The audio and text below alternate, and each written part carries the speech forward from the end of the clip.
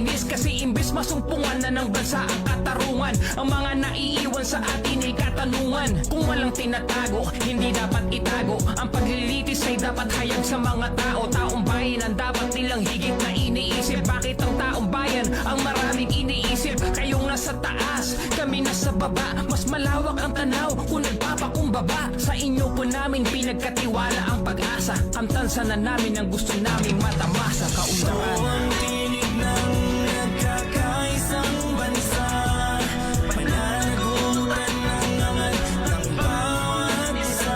Sana'y ating makamtan ng kapayapaan para sa kaunlaran.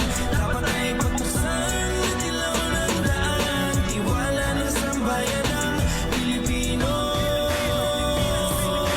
Kaya natin to, Pilipino.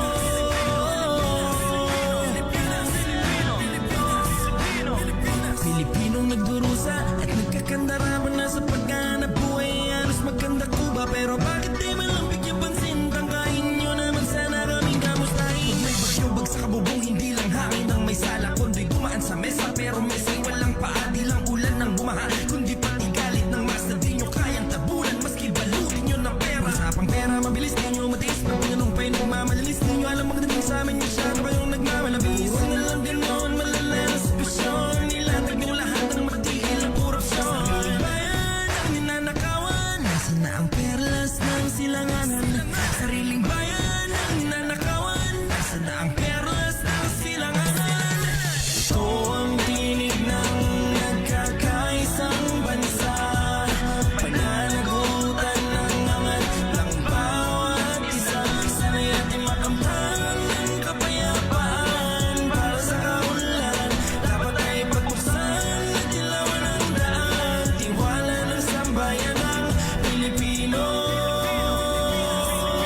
Kaya natin to, sariling bayan ay ninanakawan. Nasa na ang perlas ng silanganan? Sariling bayan ay ninanakawan. Nasa na ang perlas ng silanganan? Mahal naming bayan, Pilipino ako. Perlas ng silanganan, Pilipino ako.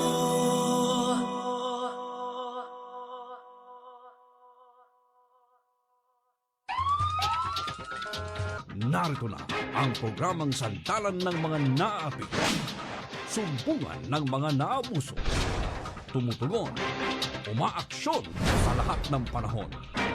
Alagad ng batas, alagad ng batas, katarungan at serbisyong makatotohanan. Programang kakampi ninyo, kontra krimen. Alagad ng batas, alagad ng batas, katarungan at serbisyong makatotohanan. Mapapakinggan tuwing Biyernes, alas 2 hanggang alas 3 ng hapon, dito sa Radyo Agila.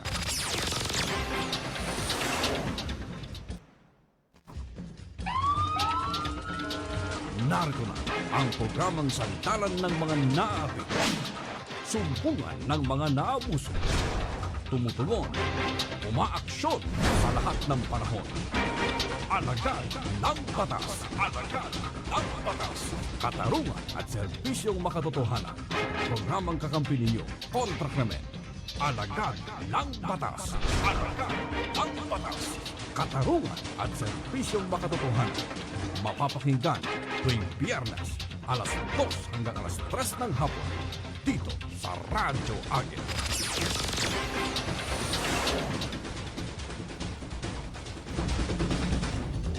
Magandang hapon, Luzon, Visayas, Mindanao, worldwide, sa mga tagapanood po natin via Facebook Live, via YouTube channel, sa ating po mga tagapakinig via Transistor Radio. Kamusta po kayo kapag po Friday, alas 3 hanggang alas 4 po ng hapon, muli po sumasa inyo ang programang Alagad ng Batas, katarungan na serbisyong makatotohanan.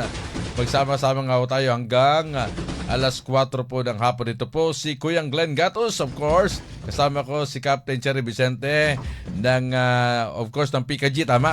Okay, Captain Vicente, muli po magandang hapon. Welcome sa programang Alagad ng Batas, Captain.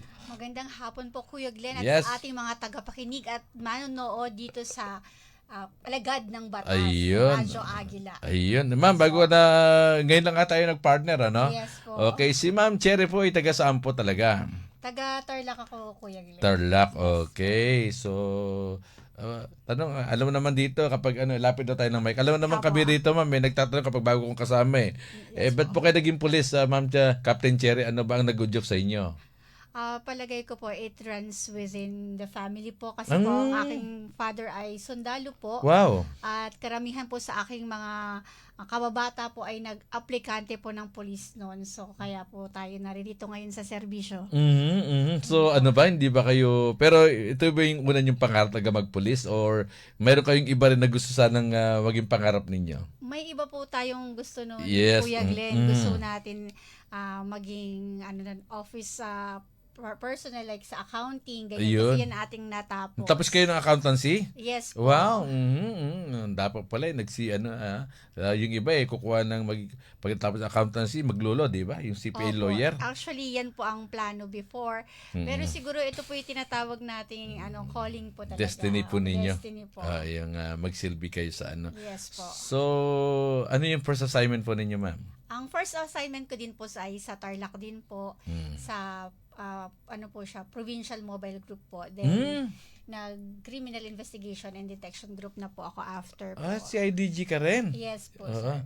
And then, diyan ka na napunta. Apo, dito na po ako napunta. Una po, muna tayo, PNP DEG muna po tayo sa Drug Enforcement Group. And eventually po, dito na po tayo sa PKG para po na-explore po talaga natin yung serbisyo. Meron tayo operation, may administrative, and ito nga po, community relations din po. Ayun.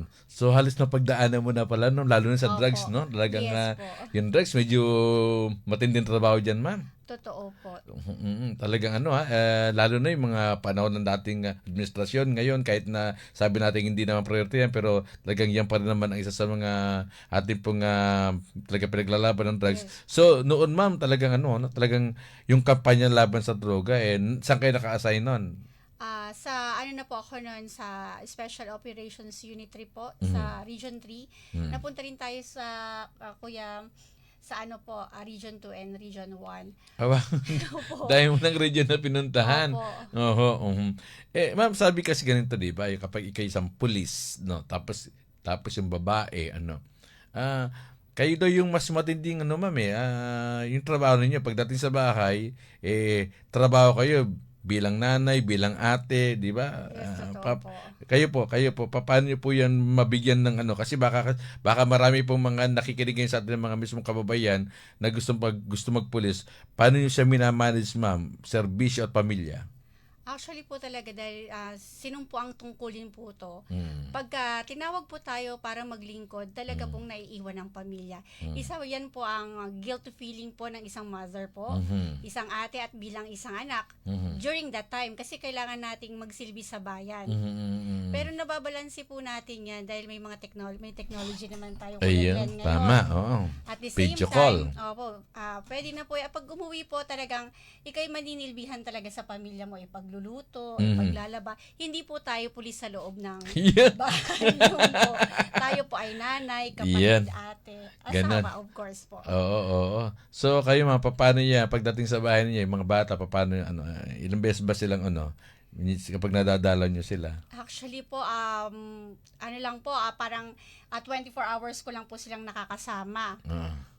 Dahil po, nandito po tayo ngayon sa headquarters.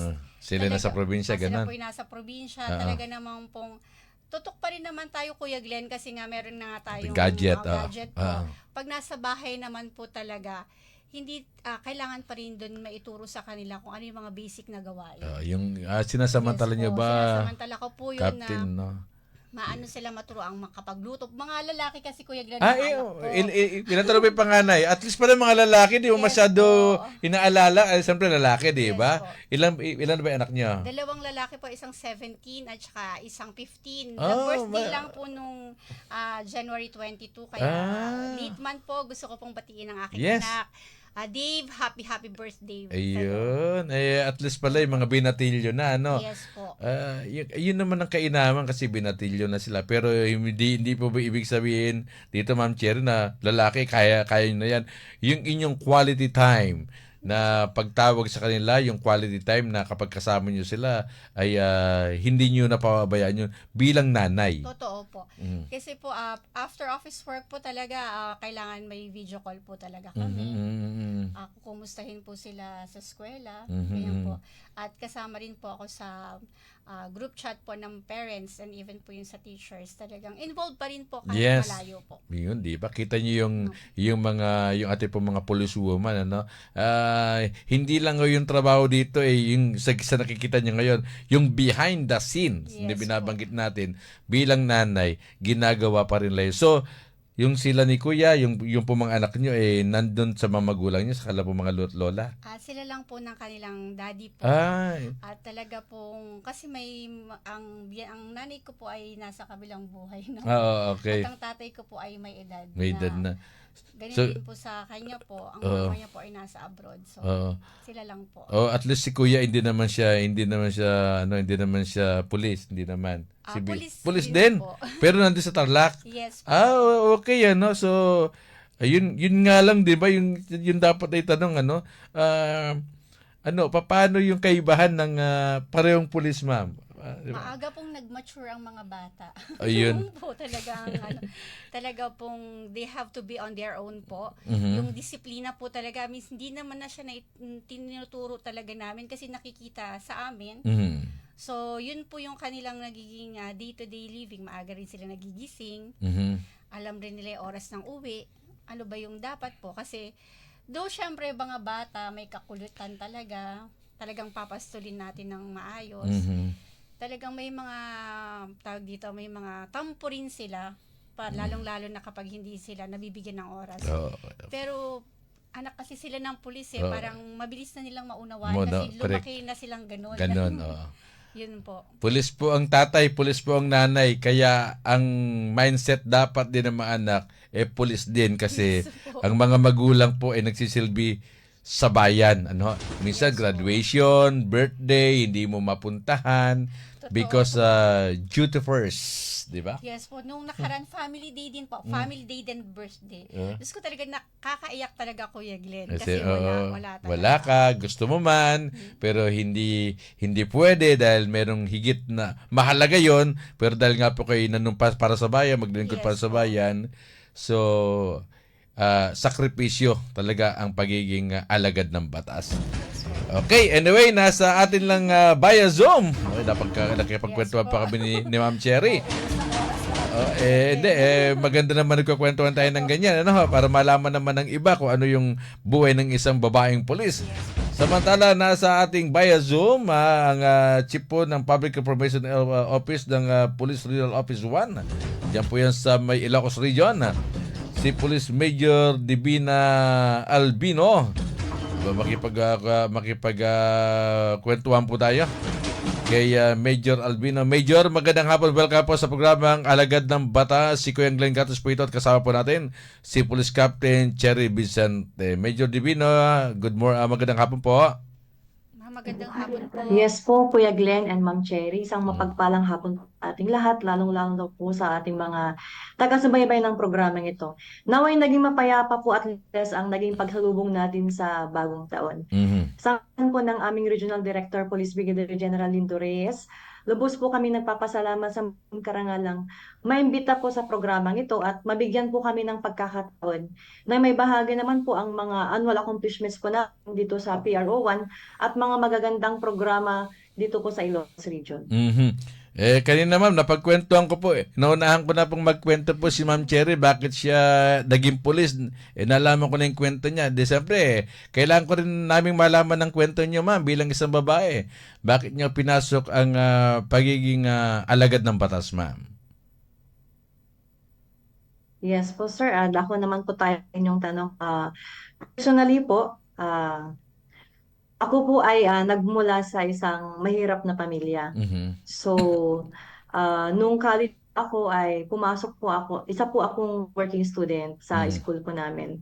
And then, may nag-introduce po sa akin ng Kasi po, isa po akong member ng Lakandula Class, PNP Lakandula Class of 2015. May nag-introduce po sa akin ng Philippine National Police Academy at sinabi po yung mga benefits neto. So pagkarinig ko po ng ganyan and then encourage din po ako ng family ko at ng mga relatives ko po na pumasok, itry lang naman po sir. So ayan po, tinry ko po sir at fortunately po sir, nakapasok naman po ako at safe naman po at healthy naman po na graduates na PNPA. At ngayon po na nagsisilbi na po ako na PIO po ng PRO1 sir. Apo. Saan po ba province nyo nung kayo po ay nag-aaral, Major? Sir, nag-aral po ako sa Baguio City, pero lumaki po ako sir sa La Union po sir. La Union. So, anong batch ka, ma'am, sa sa PNP? Sir, PNP Lakandula Class of 2015 po ako. Ayun, okay. So, ito kayo na po si si Captain nag-share. Kayo, ma'am, si Ma'am ata dalaga pa ata. Dalaga pa kayo, ma'am? Mukhang bata pa rin si ma'am. Sir, dalaga po several years ago. Oh, wow. Married na po ako sir. Married na kayo. Okay, yung naging mister niyo kasi si Captain Cherry po, pulis po rin naging asawa. Kayo po, pulis din ba? Yes po sir, isa pong mapunong pulis ang aking asawa na naka-assign po sa PNP Air Unit. Ayun, nagiging ganun, no? Karamihan din sa mga nakilala ko mga pulis na babae, nagiging nakatuluyan din ay mga pulis din, ano? Within the service din. Oo. Hindi na tumingin ng malayo ko. Sa malapitan na lang, sa kaparehas na lang, di ba? At least nagkakaintindihan. Parang ganun ba? Ma'am, kumbaga kailangan, pulis na rin maging asawa ko kasi magkakaintindihan kami sa nature ng trabaho namin. Yes po sir, isa po yan sa mga factors po na na-consider po sir. And then syempre po sir sa trabaho natin, kahit saan naman po siguro na larangan po sir, yung tinatawag po natin na law of proximity. Yan. Syempre sir, magkasama po kami sa sa service. Ayun po, dahil sa kami lang din po ang nagtutulungan palagi. Kaya Yes. siguro po ginusto rin po ng Panginoon na kami rin pang magkatuluyan sir. Ayun, nagkadala pa ba, Ma'am Cherry? Parang gano'n, ano? Yes po. Siyempre sa hirap at ginhawa sir pagdating sa trabaho. Trabaho. Tumutulong sa'yo. Ma-appreciate mo talaga sa kuya sa trabaho. Ayun, ano? So, be-break kami, siyempre mamaya yung mga programa po dyan po sa PIO Pro 1, ang aming pong pag-uusapan.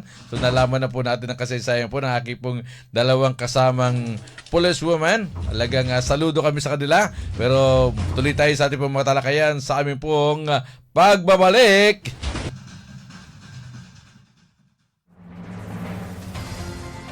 EBC, Eagle Broadcasting Corporation. Ito ang Radyo Agila.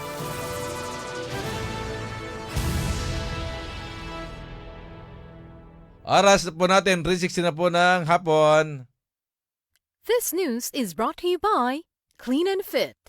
Ito ay may prebiotics at plant fiber na tumutulong magparami ng good bacteria at nililinis nito ang colon ng natural para sa maayos na digestion at kalusugan. Try mo isang sachet lang bago maghapunan at ramdam agad ang ginhawa kinabukasan. Fix your gut, fix your health with Clean and Fit. Available on Facebook, TikTok, Shopee, and Lazada. Mahalagang paalala, ang Clean and Fit ay hindi gamot at hindi dapat gamiting panggamot sa anumang uri ng sakit.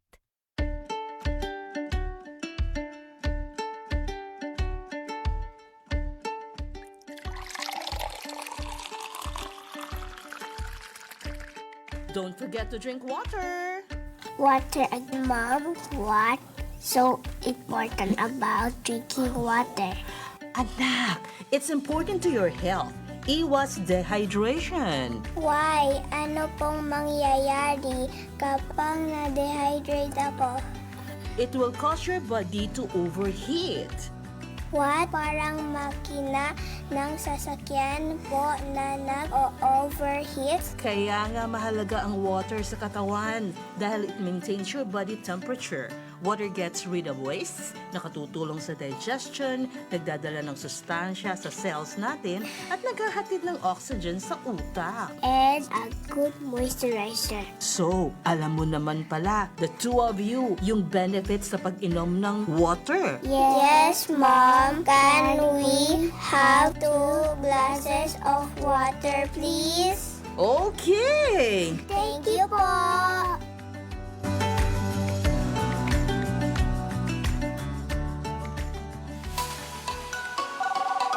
Kumusta po? Pag-usapan natin ang paggamit ng cellphone. Hindi mapapasubalian mga abay na pinagagaan ito at ginagawang madali ang ating buhay. Kapag may mga tanong, i-google yan. Subalit, hindi lahat ay mabuti ang resulta sa paggamit ng cellphone. Maliban pa sa pwedeng maging sanhi ng aksidente, panganib sa trapiko, maapektuhan ang ating emosyon, ang ating kalusugan, magkaproblema sa pagtulog, panlalabo ng mata, at pwede ka pang makaranas ng tech neck, yung pagsakit ng balikat at leeg tapos sasakit ang ulo at kung ano-ano pa. Mahal po namin kayo, kaya ang aming paalala, limitahan natin ang paggamit ng cellphone o anumang gadget. Maging huwaran tayo sa ating mga anak. Ito po si Julie Fernando, ang inyong kapitbahay.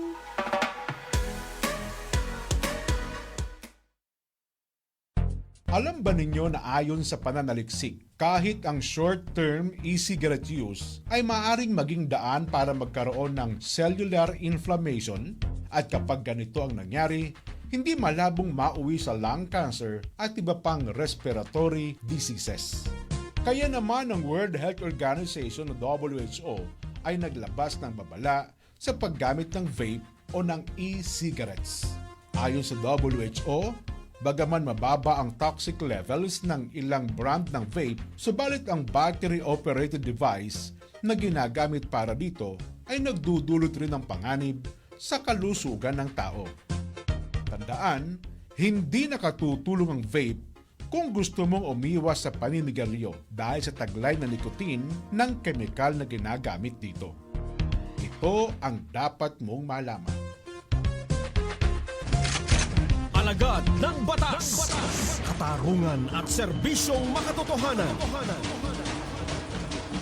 Ay, tayo nagpapatuloy sa programang Alagad ng Batas, pero patayin ko muna ito ma'am, bago ito kasi bisa nawawala. Ano? Si Ma'am Eleanor Mabini po ng General Tres Cavite. Si Ate Presi de la Cruz Llaneros watching from Glasgow, Scotland. Ay, meron nanonood sa atin sa Scotland. Si Kuya Silao Michael, si Kuya Michael Lau, si Ate Arlene, si Ate Gemma Liboon. Magandang hapon dyan, nanonood dyan sa General Santos City. Magandang hapon. Okay, balik tayo sa programang Alagad ng Batas, Katarungan at Serbisyong Makatotohanan. Ako po si Kuya Glenn Gatus. Ako po si Police Captain Cherry Vicente. At this time, kasama rin po natin via Zoom si Major Divina Albino, ang Chief po ng Public Information Office, Police Provincial Office ng Region 1. Okay, Major, muli po magandang hapon po sa inyo. Yes po, Kuya Glenn, magandang hapon po ulit sa inyo. Ma'am Divina. Yan. Mayroon kami mga konting katanungan regarding po sa Police Regional Office 1, regarding po sa ating mga current accomplishments. Ano po ang ating mga accomplishments ngayong mga nagdaang araw?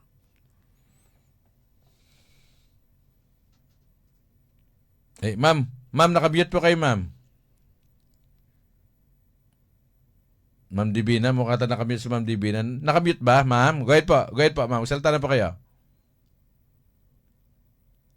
Yes po. Sorry po, Kuya Glenn, Ma'am Cherry. Okay. Mga recent accomplishments po na ito sa PRO1, kamakailan lamang po nitong Enero 16 hanggang 20, nagsagawa po kami ng 6 na araw na malawakang marijuana eradication operation sa Ilocos Sur. Kasama po ng ating mga operatiba ang mga tauhan ng PDEA Regional Office 1. Sinunog po nila at sinira nila ang humigit kumulang 638,799 fully grown marijuana plant, more than 211,000 na seedlings po, at 156,000 po na dried marijuana leaves na kabuuan po ay may halagang 154,951,000 pesos. Ang laki, ha? And yes po, sir. 150 million may get? Yes po, sir. Itong 6 na araw po na eradication operation po namin dito sa Ilocos, sir. Okay. Ma'am, tanong lang natin, bakit laging marami tumutubong marijuana dyan at napakalibre? Ano ba talagang, dahil ba sa location? Kaya alam naman natin ang marijuana, di ba Ma'am Cherry? Kailangan sa malamig na lugar, kumbaga namimili ng lupa. So dyan, kahit ba kinuha yung mga marijuana, pero mayroong mga nalaglag na buto ng marijuana, sa susunod, tutubo na naman yan. Parang ganun ba nangyayari dyan? Sir, yes, sir, accordingly po, sa marijuana po kasi kahit po kasi ina-approve po natin siya, may mga naiwan pa rin po kasi may lupa. Mhm. Kaya patuloy po rin pa rin pagtubo ng mga ito kahit na gaano po natin o kaya tayo paulit-ulit na bumabalik sa mga plantasyon na yun na pinuntahan po ng mga operatiba po namin. Mhm. Plantasyon pala siya, Kuya Glenn. Pag sinabing plantasyon, Mm. may nangangalaga. Ganun po ba yun, ma'am? May nangangalaga dun sa halaman ng marijuana? Kasi plantasyon po. Meron po, pero sa ngayon po ay wala pa rin pong identified na cultivator dito sa binabalik-balikan na bulubundukin ng Sugpon, Ilocos, sir. Mm. Pero yung location na yon na kung saan ay may mga nakatanim na marijuana, mayroon ba nagmamay-ari doon ng lote o wala?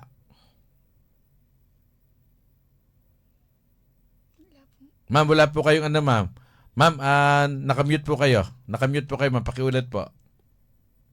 Po, sir. Oo. Sir, regarding naman po sa kung may nagmamay-ari ng lote, personally po, sir, kasi personally po, sir, napuntahan ko po yung mga plantasyon na yun. Sumama po ako nung last year sa Mm. eradication of po namin. And then, masasabi po natin, sir, na may mga nagmamay-ari po ng lote yun kasi malapit lang din po siya sa mga kabahayan. Nga lang po, ang mga plantasyon na iyon ay talagang tagong-tago po. Tagong-tagong po siya na hindi mo po akalain na yun po pala ang laman. Madagdag ko lang, Kuya Glenn, as per experience din. Usually kasi yan yung mga dayuhan din talaga dahil nasa tuktok yan ng bundok. Di ba, ma'am? Bulubundukin. Nasa tuktok talaga siya ng bundok. Minsan helicopter na lang din bumababa. So, yun po yung naging information namin.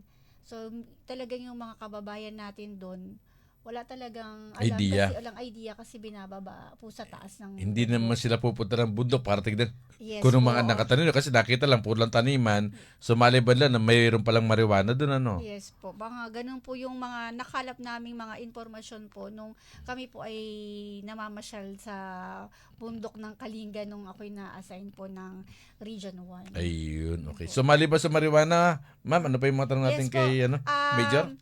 Dahil po tayo po ay nasa anti-criminality, kumustahin po natin po ang peace and order po sa inyong nasasakupang lugar po. Diyan po sa may Region 1. Yes po, ma'am. Sa kalukuyan po, ang Region 1 ay generally peaceful naman po at nananat pong kontrolado at pabor para sa mabilis na paglago ng ekonomiya dito sa rehiyon.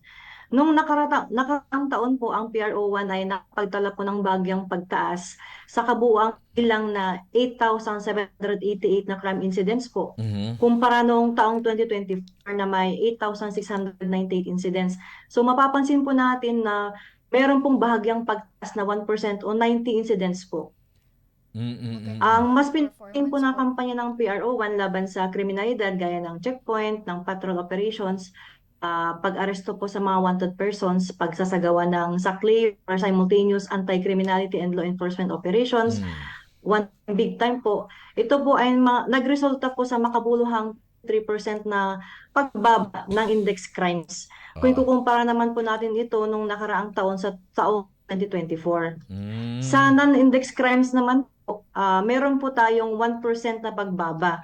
Bunga ng iba't interventions and initiatives po sa patuloy na pagpapatupad ng special laws gagaya ng campaign po natin against illegal drugs, loose firearms, illegal gambling at mga environmental laws po. Tuloy din po ang pagsagawa ng PRO1 ng mga various projects po sa investigation, sa pagsubaybay, sa pamamahala po ng mga kaso na nagresulta naman po sa pagtaas na 97% peace and order indicator, crime clearance efficiency, at 75% naman po na peace and order indicator, crime solution efficiency. Pero sa kabilang banda naman po, tumaas naman po ang ng 12% ang vehicular traffic incidents mula 3,654 noong taong 2024 sa 4,050 po noong nakaraang taon noong 2025 po. Ang nakikita po na pangunahing dahilan dito sa pagtaas na ito ay nakaibat po sa behavior ng mga driver na nagre-resulta po sa mga incidental reckless driving o overspeeding po. Ang mga motorcycles po kasi ang pinakamataas na bilang sa naturang insidente na patunay po na na ito po yung primary na mode of transportation dito sa Region 1 at patuloy po ang pagdami ng gumagamit ng motorsiklo. Kaya dahil dito po ay mas pinaiting po dito sa Region 1 ang pagpapatupad po ng traffic ordinances through checkpoints and information operations po para sa mga TODA at mga PUV po na. Doon sa ma'am, doon sa yun sa pagbaba ng krimen, talagang nakakatawag ng pansin, talagang bumaba hindi lang po ibig sabihin to ma'am na baka po yung iba sabi, baka wala po nagpapablatter. pero baka naman iba may krimen nangyayari, pero walang blatter. Diyan ba sa PRO1 talagang, alam ko merong isang lugar dyan na wala raw blatter, ma'am? Totoo ba yun? Hindi ko alam kung anong lugar dyan sa Region 1 na kukunti raw yung blatter lang kahit may away, parang walang blatter. Totoo ba yun? Sir, yung regarding naman po niyan, sir, mga hearsay lang po yun, sir. Yun, oo nga. Dito po, kahit dito po sa PRO1 po, sir, ay ini-implement po natin ng maayos ang mga kaukulang batas po natin para po sa kaayusan dito po sa Region 1. Ayun, okay, ma'am. Yes po, talaga pong very transparent po tayo ngayon sa ating records. Talaga. Yun. Ano po, ang mga kapulisan natin, very involved po, lalong-lalo na meron po tayong Unified 911, kaya yan po ang malaking tulong din po sa pagbaba ng ating mga krimen na nagaganap. Ma'am, sa dami po ng mga programs po na ni-implement po ng sa Region 1 at napakaganda po ng inyong performance. Ma'am, kumustahin lang din po namin yung kampanya po laban po sa loose firearms po. Yun. Yes po, Kuya Glenn, Ma'am Cherry. Sa campaign naman po namin against loose firearms ay lalo pong pinaigting dito sa Region 1. At ang PRO1 po ay patuloy na nagsasagawa ng intensified checkpoints, intelligence-driven at sakleo po na nabanggit ko po kanina. Kaya nagresulta po ito sa pagkakakumpiska ng halos 2,000 illegal na armas. At pagkakaaresto po sa than 400 po nakataong sangkot nung nakaraang taon po. At kasabay nito po ang PRO1 ay higpit na nagkipag-ugnayan sa local government units, barangay officials at iba pang law enforcement agencies upang tiyakin po ng monitoring, reporting at prevention po ng criminal firearm use. So, dyan ba ma'am sa yung mga loose firearms na to, yung iba ba ay hindi lang nagpa-renew ng rehistro o di kaya yung iba naman talagang yung mga loose firearms na ito ginagamit sa mga illegal activities nung inyo po nakumpiska? Yes po, sir. Sir, pagpasensya niyo po sa kunting dito sa amin, may mga announce po kasi. But Okay lang anyway po, to continue po, yung sa loose firearm po, yung confiscated po na yun, as halo na po yun, ginamit po siya illegally and hindi na po pinarenew yung mga license po ng mga baril na yun. Ayun, okay Okay, bibreak tayo Bibreak muna tayo mama sapagkat kailangan mo nating mag-break tapos mamaya ay balikan po natin si Major Divina Albino sa mga ilang saglit po mga mahalagang paalala. Diyan lamang po kayo.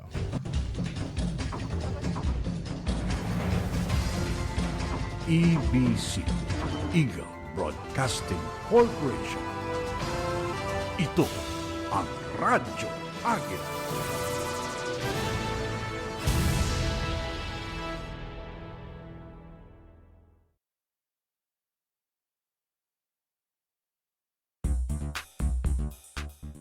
Sa bawat bumabangong sakit sa ngayon, marami rin ang mga gamot na nagsusulputan. Pero alam ba ninyo na may natural way of healing para sa iba't ibang sakit? Kung ano ito, alamin sa programang Basta Natural. Basta Natural kasama si Doc Erwin Torres. Mapapakinggan tuwing Lunes hanggang Biyernes pagkatapos ng Mata ng Agila alas 7:30 ng gabi at tuwing Sabado ng alas 2:30 hanggang alas 4 ng hapon dito sa himpilang paborito ng bayan, DZEC 1062, Radyo Agila. This news is brought to you by Clean and Fit. Ito ay may prebiotics at plant fiber na tumutulong magparami ng good bacteria at nililinis nito ang colon ng natural para sa maayos na digestion at kalusugan. Try mo isang sachet lang bago maghapunan at ramdam agad ang ginhawa kinabukasan. Fix your gut, fix your health with Clean and Fit. Available on Facebook, TikTok, Shopee, and Lazada. Mahalagang paalala, ang Clean and Fit ay hindi gamot at hindi dapat gamiting panggamot sa anumang uri ng sakit. Sperry, celebrating 90 years of craftsmanship, comfort, and a timeless style. Sperry, the original pop cider boat shoe since 1935. Make waves. Keds, champion in comfort and stylish steps. Keds, the sneaker designed for women since 1916. Alam ba ninyo na ayon sa pananaliksik, kahit ang short-term e-cigarette use ay maaaring maging daan para magkaroon ng cellular inflammation at kapag ganito ang nangyari, hindi malabong mauwi sa lung cancer at iba pang respiratory diseases. Kaya naman ang World Health Organization o WHO ay naglabas ng babala sa paggamit ng vape o ng e-cigarettes. Ayon sa WHO, bagaman mababa ang toxic levels ng ilang brand ng vape, subalit ang battery-operated device na ginagamit para dito ay nagdudulot rin ng panganib sa kalusugan ng tao. Tandaan, hindi nakatutulong ang vape kung gusto mong umiwas sa paninigarilyo dahil sa taglay na nicotine ng kemikal na ginagamit dito. Ito ang dapat mong malaman.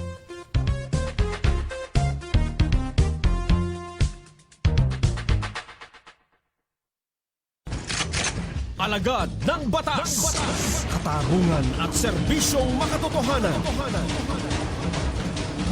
Okay, tayo po ay nagpapatuloy sa programang Alagad ng Batas. Katarungan at serbisyong makatotohanan. Ito pa rin po si Kuya Glenn Gatos. At si Police Captain Cherry Vicente. Ayun. At tanggap na tayo ng mga report, Captain. Ano, may mga report po. ba tayo? Mga balita po Okay na ba? tayo. Okay na ba yung mga report natin? Okay. Sino? Hindi namin nababasa rito eh. Ayan. May iba tayong report muna. Sige ma'am, basahin niyo po. Simulation exercise po isinagawa ng PNP ABSE Group sa NAIA Terminal 1 parking area. Ibabalita yan ni Archie Amado. Archie. Yes, Kuya Glenn, nagsagawa ng simulation exercise ang PNP Aviation Security Group na isang serye ng insidente ng pamamaril sa NAIA Terminal 1 parking bin ng Pasay City. Layunin ng nasabing aktibidad na palakasin ang paghahanda at koordinasyon sa panahon ng emergency at masuri ang kahandaan ng mga tao ng group at iba pang mga otoridad sa paliparan para sa mga banta ng seguridad.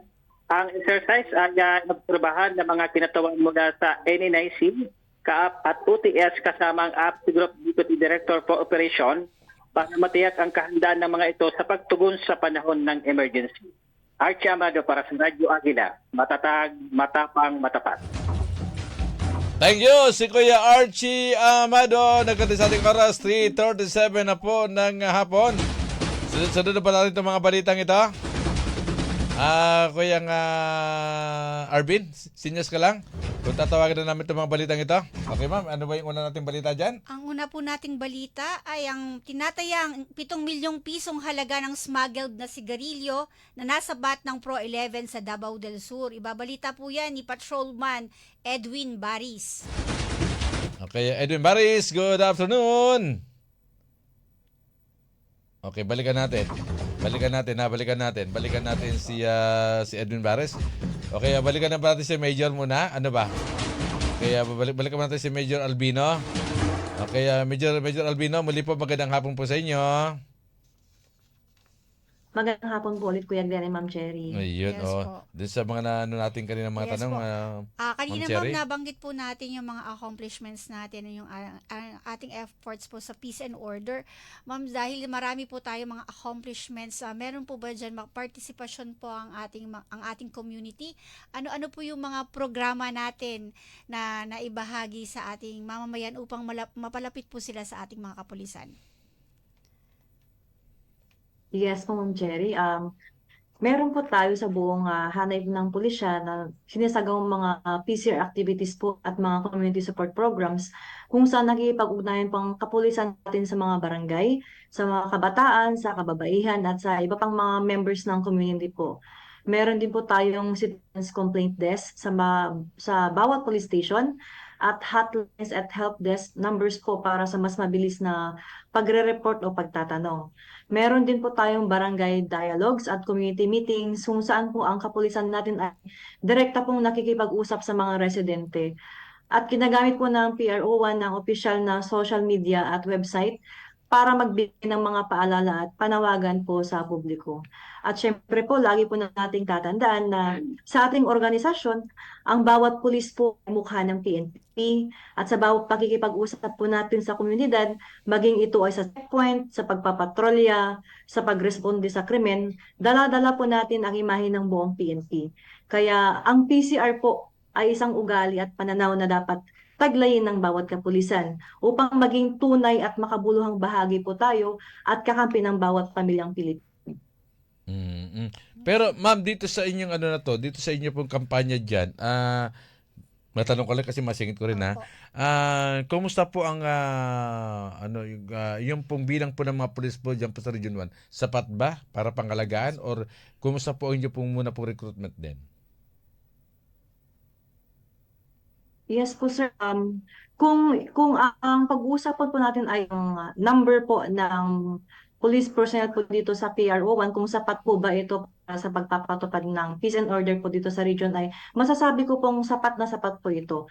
Kasi hindi lang naman po PNP, and sa patuloy po natin na pakipag-ugnayan sa local government units, sa ating sa ibang government agencies, sa mga partner stakeholders pa natin, at sa community po, lalong-lalo po ang tulong ng community, sama-sama po natin na naipapatupad ang kaayusan at kaligtasan ng bawat isa dito sa komunidad. Matanong ko din sa mga area niyo dyan, sa pagbabantay po ng ating seguridad, yung pangatibang mga local government, pati yung mga siguro yung mga nasa private, ay tumulong na rin ba sa pagpapalaganap po ng mga CCTV para, di ba, kapag, di ba ma'am, sa mga pag-imbestiga, para malaman natin kung ano yung pinagmulan ng krimen. Minsan kasi ngayon ginagawa natin kung unang pag-imbestiga, titignan yung nangyari sa pamagitan ng CCTV. Kasi Backtracking, tama. Kumusta ma'am yung ating area dyan? Talaga bang tad ba tayo ng CCTV? Yes po sir, napakahalaga po talaga ang pakikipagtulungan at pakikipag-ugnayan po natin sa local government units sa pagpapatupad ng ating kampanya laban sa krimen para pong panatili natin ang kapayapaan at kaligtasan sa ating komunidad. Ang PRO1 po ay regular na nakikipagpulong po sa LGU officials, nakikilahok po sa barangay at municipal activities at pinagtutulungan po ang information dissemination and community engagement programs po. Sa ganitong paraan po ay mas mabilis po na matutugunan po natin ang pangangailangan ng community natin at mas effective po ang pagtugon sa krimen at iba pang emergency situations. Yung regarding naman po sa mga CCTV footage, dahil din po sa continuous coordination po natin, interagency coordination po ay sama-sama po dahil sa coordination and cooperation po ay napagtutulungan po na marespondihan po kaagad ang anumang insidenteng nangyayari dito sa Region 1 po. Okay. Okay, Captain? Yes po. Ma'am, sa dami po ng napakaganda po ng kanilang partnership po sa kanilang mga LGUs po dahil Very po good, natulungan po sila when it comes po yung sa support po ng technology, Mhm. and nandyan din po yung suporta ng kanilang mga LGU. Kaya naman ma'am, gusto ko lang din po malaman, kumusta naman po yung reaksyon ng ating mga kababayan dyan sa Pro1 sa ating mga binibigay na tulong sa kanila or sa mga programang ipinapatupad natin para sa peace and order. Ano po ang yung level po ng kanilang pagtanggap po doon sa or yung perception nila doon sa mga binibigay nating mga serbisyo po?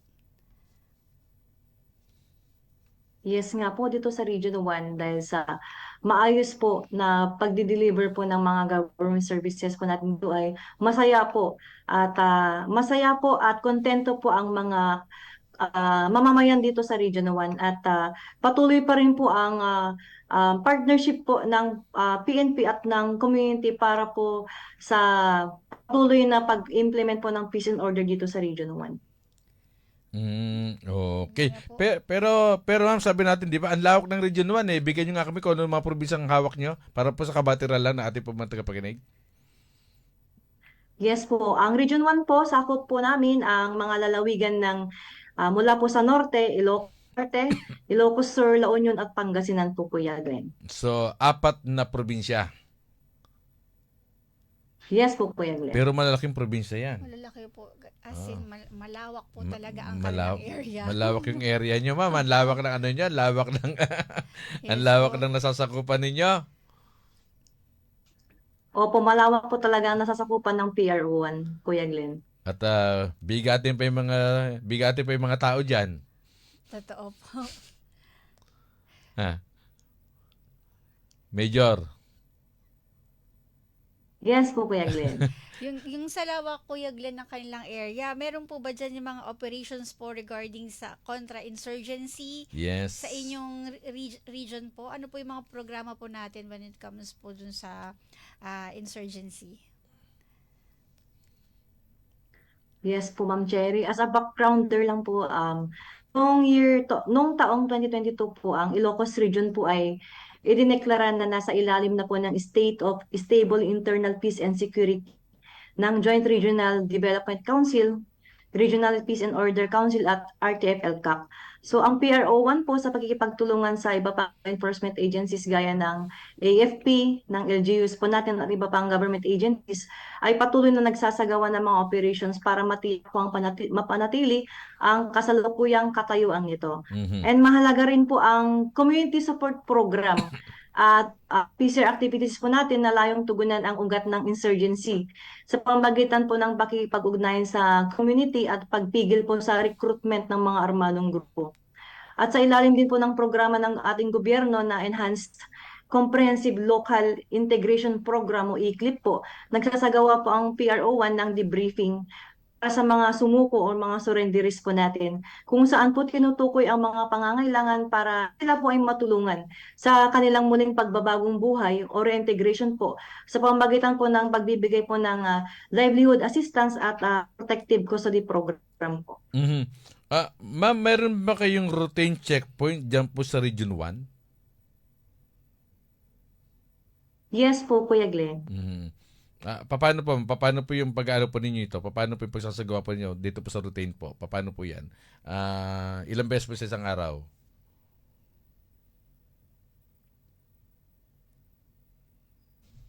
Ma'am?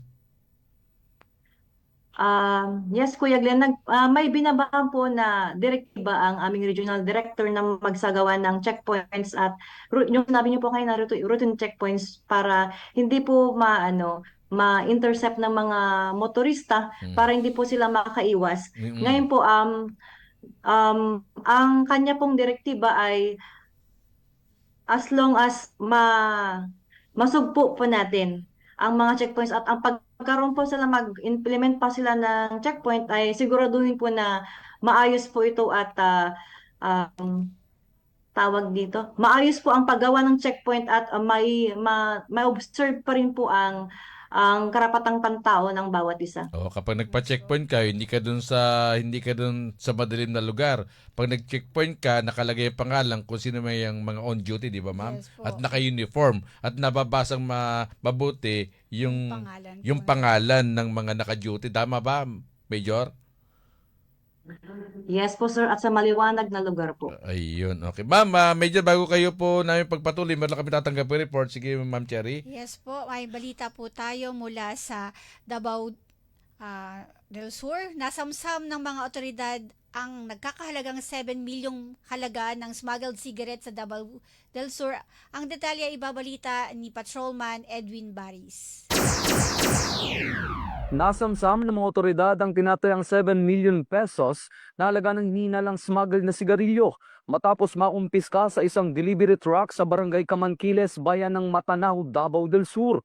Ayon kay Regional Director ng Police Regional Office 11, Police Brigadier General Leon Victor Rosete, napansin ng mga tauhan ng Regional Special Operation Group 11 ang isang bukas at walang taong Isuzu six-wheeler wing van na nakaparada sa gilid ng kalsada habang sila'y pauwi mula sa isang operasyon. Sa inspeksyon, nadiskubre ang 140 master cases ng iba't ibang brand ng sigarilyo na itinago sa ilalim ng mga nyog. Lumabas din ang mga sigarilyo ay walang kinakailangang graphic health warnings.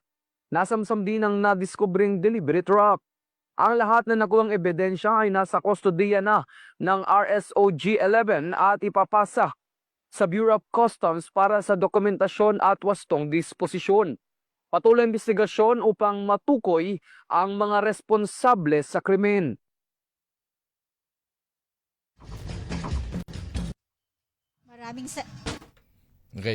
Maraming salamat, Patrolman Edwin Baris. Samantala, mahigit 2 milyong piso rin ang nasabat ng PNP sa Iloilo na mula sa isang buy-bust operation sa La Paz, Iloilo. Ibabalita yan ni Patrolwoman Jubel Alvior. Arestadong 3 high-value individual sa isang buy-bust operation ay sinagawa ng Iloilo City Police Office City Drug Enforcement Unit sa Lava Street, Villahermosa Subdivision, Zone 4, Barangay Baldoza, La Paz, Iloilo, bandang alas 3:40 ng hapon. Nito lamang ika-20 ng Enero taong kasalukuyan. Kinilala ang mga suspect na sina alias Strokey, 43 taong gulang, walang trabaho at pangunahing target na operasyon, may asawa at 2 anak, residente ng Purok 3, Barangay Kalingao, Buena Vista, Guimaras, at pansamantalang naninirahan sa Zone 4, Baldoza, La Paz, Iloilo, alias Cyril, 46 na taong gulang, tiyuhin ng pangunahing target, isang construction worker, may asawa at residente ng East Baluarte, Molo, Iloilo, alias Benjo, 38 taong gulang, pahinante, residente ng Barangay 6, Bacolod City, at pansamantalang nakatira sa bahay ni Strokey sa Baldoza, La Paz, Iloilo. Ang operasyon ay pinamunuan ni Police Captain Roque Jimeno III, Officer in charge ng ICPO CDEU. Sa isinagawang buy-bust, nabili kay alias Strokey ang isang sachet ng hinihinalang shabu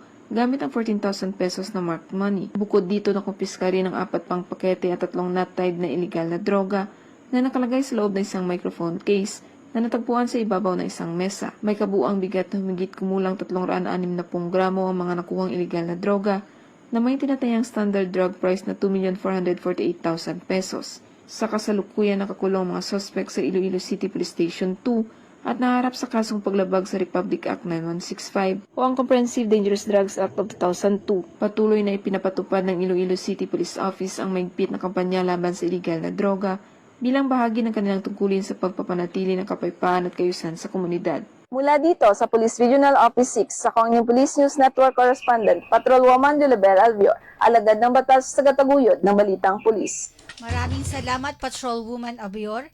Sa puspusang operasyon ng Nueva Ecija Police Provincial Office laban sa iligal na droga, nasa 2 milyong pisong halaga ng shabu ang nasamsam mula sa 3 high-value individual sa Talavera, Nueva Ecija. Ibabalita yan ni Patrolman Adrian Dayao.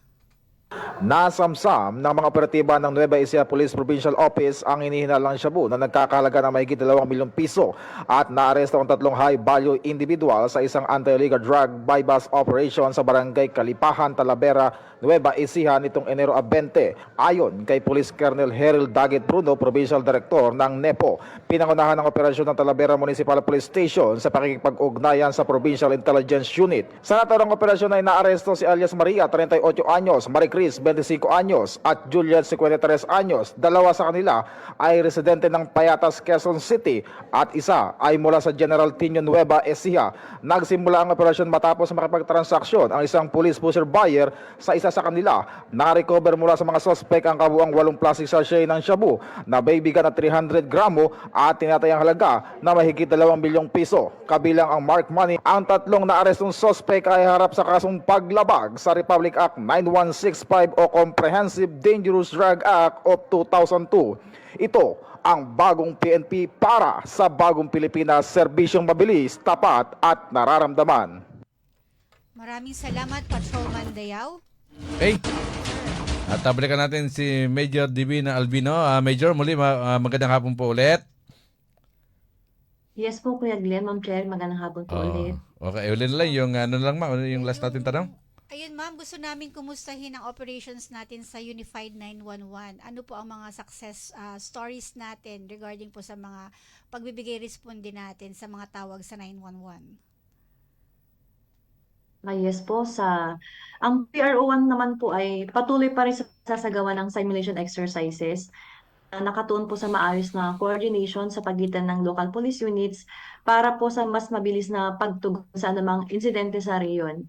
And bukod po sa mga government-issued equipment po natin, ang PRO1 po ay nagkusang bumili ng mga kagamitan kagaya ng mga radyo, mga alternative recording device, widescreen TV para po sa pag-monitor ng mga emergency calls sa pamamagitan po ng tulong pinansyal galing sa ating local government at partner shareholders po. At pinag-aaral po at pinaiting din po ang deployment ng mga kapulisan po natin sa mga fixed visibility points.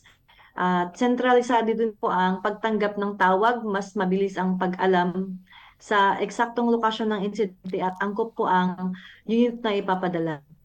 And sa accomplishment po sa Unified 911, ang po namin is noong ika-27 po ng Disyembre nung nakaraang sa Ilocos Sur po ay nakatanggap naman po ng phone call via Unified 111 nga po ang Sigay Municipal Police Station kung saan po naghingi po ng agarang tulong isa sa mga local hikers po natin galing sa Nueva Ecija.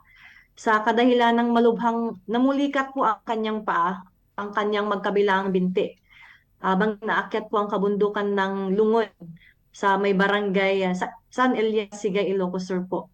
At kaagapay po ang Bureau of Fire Protection, MDRRMO at ang barangay kagawad po ng barangay San Elias ay inakyat po ng ating mga operatiba or ang ating mga rescue team po ang bulubundukin or ang bundok ng Lungon sa may Sigay. Sa layong humigit kumulang po na 2 kilometro o tinatayang 1 oras po at 30 minutong pag-akyat. At fortunately po ay matagumpay at nailigtas naman po ang naibabang nasabing hiker. Okay. Ma'am, bago tayo tuloy magtapos ma'am, baka meron kayong gustong batiin po. Go ahead po. Ma'am? Siyempre po sir, una-una po once again po, maraming salamat po sa pag-imbita po sa programang ito at sa ngalan ng aming Regional Director po ay Police Brigadier General Lindo Reyes po ay makakaasa po kayo na ang kapulisan po ng Police Regional Office 1 ay laging maaasahan, malalapitan at mapagkakatiwalaan po sa paghahatid ng serbisyong mabilis, tapat at nararamdaman. Maraming salamat po ulit sir at magandang hapon sa ating lahat, lalong na po sa inyo po Kuya and Ma'am Cherry. Okay, thank you so much po sa Police Major Divina Albino, ang Chief po ng Police Regional Office 1. Ay patiin ko lang mo ito Ma'am Cherry ha. Yes, happy birthday kay Oni Alon-Alon. Birthday niya ngayon mula po yan kay Kuya Arnel Alirosa. Ma'am, baka meron kayong gustong batiin. Go ahead po. Yes po, nice din po naming batiin ang aming director po. Walang iba po kundi si Police Brigadier General Vina Guzman, ma'am. Ang aming ICDD Chief Division po ay walang iba kundi po si Police Lieutenant Colonel Brenda Garcia at ang aming napakasipag po na deputy po, ang assistant po ng aming ICDD Chief. Walang iba po si kundi po si Police Lieutenant Colonel Rodel Trumata. At sa bumubuo po syempre ng ICDD na talagang walang humpay po, Kuya Glenn, Yes. sa pagtatrabaho, laging handa para makapagbigay ng serbisyo publiko po. Ayun. At yung si Alma Herminia Credol, sabi niya, good afternoon po sir and ma'am. God bless po. Yung Sunju Pikachi, tagapag-ugnay. Yun. Na nanonood sa atin na si Minda Baptisma, dyan po sa Zamboanga, Sibugay. Si President de la Cruz at si Kuya Arnel Alerosa, magandang hapon. Kay Mamang Warlite Stop Vacases, dyan po sa Esperanza, Sultan Kudarat, si Mr. Kayan, magandang hapon. Kay Ate Arlene at kay Kuya Carl Michael Lau, yan, magandang hapon din po sa inyo. Dyan po sa may Puenseseso, Pampanga. At sa Pandakaki, Mexico, Pampanga, Maya Pagpanapon. Baka meron kang gustong batiin, ma'am. Go ahead. Yes po, gusto ko rin pong pasalamatan ang TV and Radio Production Section po sa Yun. pangunguna po ng aking Assistant Chef po, walang iba po kundi si Lieutenant Alma Irinco po, at ang aking mga team leaders na walang iba kundi si Police Chief Master Sergeant Jaja Arenas. Ayun, and si Jaja. Yes po. And Police Senior Master Sergeant Jericho Habonete. Ayun, magandang hapon po sa inyo, ha? At happy birthday pala kay Ate Alma Angeles. At happy wedding day ngayon kay Kuya Wes at kay sa kanya pong Mrs. Yan. Okay, that's it, Pansit. Sa pangalan po, yung ating kasama kayo na, si Yes po, thank you sa aking kabady ngayon. Walang iba kundi si Patrolman Brosas. Ayan. Maraming salamat sa iyong Thank you. pag-alalay ngayon. Ayun. Sa pangalan po ni Kuya Jules Pascual, ni Ate Mona Dagsaan, ito po si Kuya Glenn Gatus. At walang iba po kundi si Police Captain Sherry Vicente. Ayun. Muli tayong magkakadigan po sa Friday, alas 3 hanggang alas 4 po ng hapon sa programang Alagad ng Batas, Katarungan at Serbisyong Makatotohanan. Happy weekend po. Bye-bye po. Bye-bye. Weekend po. Narito na ang programang sandalan ng mga naapi. Sumbungan ng mga naabuso. Tumutugon, umaaksyon sa lahat ng panahon. Alagad ng batas. Alagad ng batas. Katarungan at serbisyong makatotohanan. Programang kakampi ninyo kontra Kremen. Alagad ng batas. Alagad ng batas. Katarungan at serbisyong makatotohanan. Mapapakinggan tuwing Biyernes, alas 2 hanggang alas 3 ng hapon, dito sa Radyo Agila.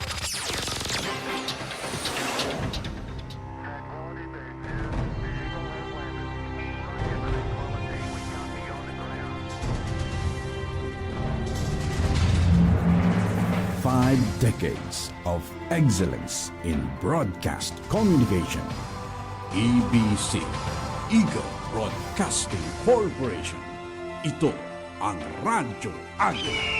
DCEC 1062 sa Mega Manila, WIM 1080 sa Northern Luzon, DCEL 1260 sa Southern Taga, UYFX 1305 sa Visayas, at DXED 1224 sa Southern Mindanao.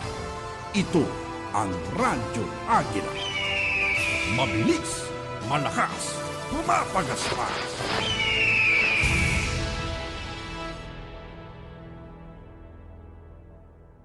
Ang oras na ito ay hatid sa inyo ng Cable Link, your link to a world-class entertainment.